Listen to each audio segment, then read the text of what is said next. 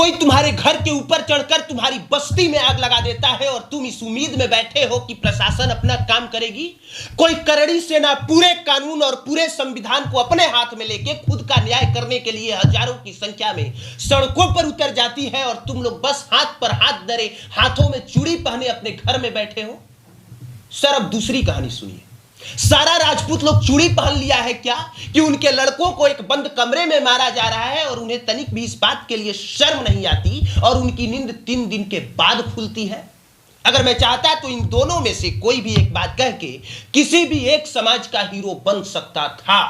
मैं भी चाहता तो एकदम आराम से राजपूतों का या फिर यादवों का किसी एक का हीरो बन सकता था, क्योंकि भगवान ने मुंह मुझे भी दिया है और बातों को कहने का तरीका भी।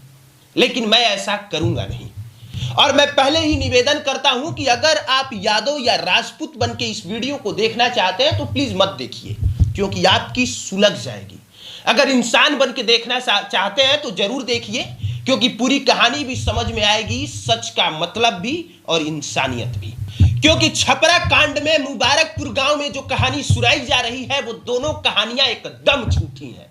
अब सोचिए कि 3 लड़के एक बाइक पर बैठते हैं, साथ में पिस्तौल लेके जाते हैं, एक मुखिया को मारने का पूरा प्लान बना लेते हैं। मुखिया उस पोल्ट्री फार्म में सोया भी है, वो पहुंच भी जाते हैं, गोली भी चलाते हैं, लेकिन वो मुखिया बच जाता है और बचने के बाद वहां लोग इकट्ठा होते हैं और लोग मारने लग जाते हैं। क्या सच में इस कहानी पर आप विश्वास करते हैं? नहीं, क्योंकि सबसे बड़ी बात कि वो लड़के जब बंदूक लेके गए थे, उस मुखिया को मारने के इरादे से उन्होंने गोली भी चला दी थी, तो उनके पास से बंदूक बरामद क्यों नहीं हुई? उनके हाथ से पिस्तौल क्यों नहीं बरामद हुआ? हाथे को हथियार बना के गोली चला दिए थे क्या? नहीं ना। अब दूसरी कहानी। कुछ लड़के किसी मुखिया के पास वो मुर्गी खरीदने जाएंगे और मुखिया बस ये सोच के पकड़ लेगा कि ये राजपूत के लड़के हैं और पकड़ के अपने समर्थकों से पिटवाने लग जाएगा। मतलब सच में मुबारकपुर गांव में यादवों का इतना मन बढ़ गया है क्या? ये कहानी भी झूठी है। सच ये है कि इनके बीच पक्की खिचड़ी कुछ और है और वो आपको या हमें बताया नहीं गया। उसके पीछे का सच कुछ और है जो बताया भी नहीं जाएगा, क्योंकि बताया जाएगा तो इधर यादव के लड़के भी फंसेंगे और उधर राजपूत के भी। ये मुबारकपुर गांव में जिस तरह से पिटाई का वीडियो वायरल हुआ ना, सर सच कहे तो बिहार में इस तरह का वीडियो हर जिले से हर 2 दिन पे वायरल होते रहता है। किसी का खून नहीं खौलता। हाँ, इस मामले में राजपूत और यादवों की लड़ाई का एंगल दिया गया, इसलिए किसी का खून खौला और 3 दिन के बाद वो सड़कों पर उतर गए, जाके मुखिया का घर फूंक दिया और इसी वजह से ये खबर सुर्खियां भी बनी। अगर वो ऐसा नहीं करते तो शायद ये खबर सुर्खियां बनती नहीं। और जो लोग कह रहे हैं कि प्रशासन अपना काम कर रही है, उसी प्रशासन का चरित्र ये भी है कि जिस मुखिया को उसी दिन पकड़ लेना चाहिए था, उस मुखिया को थाने से भगा दिया गया था। और ये बात मैं नहीं कह रहा, जिन परिवारों को पीटा गया है उन परिवार के सदस्यों का यह कहना है। अब एक सच सुनिए। अमितेश कुमार सिंह जिसकी पिटाई में मौत हो गई थी, उसकी बहन जिसका वीडियो खूब वायरल हुआ, जो कह रही थी कि सारा राजपूत लोग चूड़ी पहन के बैठ जाओ, तनकी सा गलती खातिर नौटंकी सिंह के तरेल देले रहे, एक बार दम होके तब फिर से सारा यादव सन के रेल दसन। जानते हैं सर, इस लड़की का वीडियो वो अचानक वायरल हुआ। उस समय उसे कुछ भी सिखाया, बताया या पढ़ाया नहीं गया था, क्योंकि इस लड़की के घर पे उसके भाई का शव पड़ा था। वो गुस्से में लाल थी और उसे जो कुछ भी समझ में आया उसने कहा। लेकिन फिर बाद में क्या हुआ?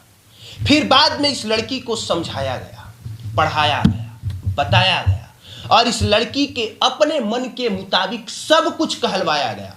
अगर यकीन नहीं है तो इस वीडियो का छोटा सा कटिंग में डाल देता हूं, आप ध्यान से सुनिए और ध्यान से सुन के बताइए कि पीछे से कोई लड़का कुछ सिखा रहा है या नहीं, और जो सिखा रहा है वही ये लड़की बोल रही है कि नहीं।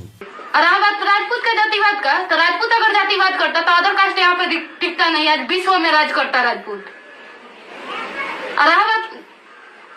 हम लड़की होकर इतना सपोर्ट कर रहे हैं, अगर कोई लड़का इतना सपोर्ट करता ना तो 100 यहाँ पे पड़ा नहीं रहता और एक वेंटिलेटर पर नहीं रहता, किसी का ऑपरेशन थिएटर में ऑपरेशन नहीं हुआ होता।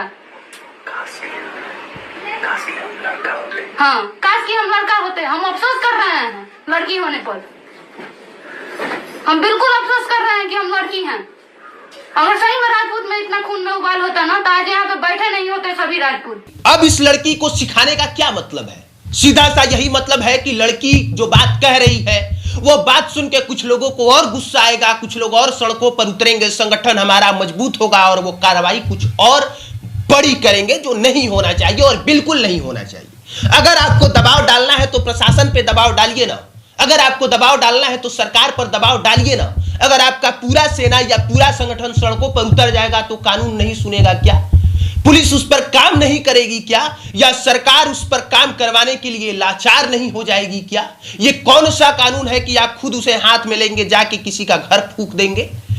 और ये कौन सा कानून है जो आपको मारने आएगा तो आप ही उसे सजा देने लग जाएंगे, आप उसे घर में बंद करेंगे और उसे इतना मारेंगे कि किसी घर का एक चिराग बुझ जाएगा? गलती तो दोनों तरफ से हुई है सर, लेकिन सबसे बड़ी गलती हुई है इस पूरे मामले को जातीय रंग देके।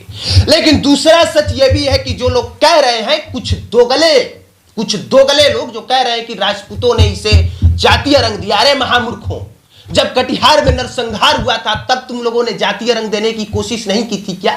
चिल्ला चिल्ला के तुम लोग बता रहे थे कि मारने वाले भूमिहार हैं और जिन्हें मारा गया वो यादव हैं। तुम लोग चिल्ला चिल्ला के कह रहे थे कि सभी मारने वाले भूमिहार हैं और जिनको मारा गया वो सभी के सभी यादव हैं। तुम लोगों ने ये कभी नहीं कहा कि 7 नरसंहार हुआ है। तुम लोगों ने चिल्ला चिल्ला के इसीलिए जाति बताई ताकि पूरे जाति के लोग सड़कों पर उतर जाएं, पूरे बिहार का माहौल खराब हो और पूरे बिहार में यादव मजबूत पड़े और वो दिखा दे कि उनकी जाति में कितना दम है। लेकिन अफसोस ऐसा हुआ नहीं, क्योंकि बिहार के लोग समझदार थे, वो जानते थे कि जो लोग ऐसा कह रहे हैं दरअसल वो बात सही है नहीं। गलती से सभी मारने वाले भूमिहार थे और गलती से जिनको सबको मारा गया वो सभी यादव थे। ठीक वैसे ही जैसा इस मामले में हुआ, मारने वाले सभी यादव थे और जिन्हें पीटा गया वो सभी राजपूत थे। बिहार में कहीं कोई जाति इतना मजबूत तो नहीं है कि बिना वजह के किसी के घर में घुस जाएगी, उसे घसीटने लग जाएगी और बिना वजह के मारने लग जाएगी। सच तो यह है कि 1990 के दशक में भी बिहार में किसी जाति का इतना मजबूत, कोई इतनी जाति मजबूत उस समय भी नहीं थी कि किसी के घर पे आप चढ़ जाएंगे और वो दूसरे जाति का है इसलिए मारने लग जाएंगे। उसके लिए बकायदा संगठन बने, नक्सली बने, किसी ने अपना और संगठन बनाया, एक परमेश्वर मुखिया तैयार हुए, एक नक्सलवाद तैयार हुआ और जातीय संघर्ष की लड़ाई हुई। तो सच ये है कि जिन्होंने जातीय रंग दिया है गलती उनकी है। जो कुछ भी हुआ छपरा के मुबारकपुर में वो अकस्मात हुआ और उसके पीछे की कहानी सच ये है कि बताया नहीं गया। बाकी मुझे पता है कि जब मैं ये बात कह रहा हूं तब आपका दिमाग गालियों से भरा होगा, और भरा इसलिए होगा क्योंकि आप पहले से ही किसी न किसी पूर्वाग्रह से ग्रसित है और उसी ग्रसित के चश्मे से ये वीडियो देख रहे हैं। अगर इंसान के दृष्टिकोण से देखेंगे तो आपको समझ में आएगा कि हम किसी भी पूर्वाग्रह से ग्रसित नहीं है।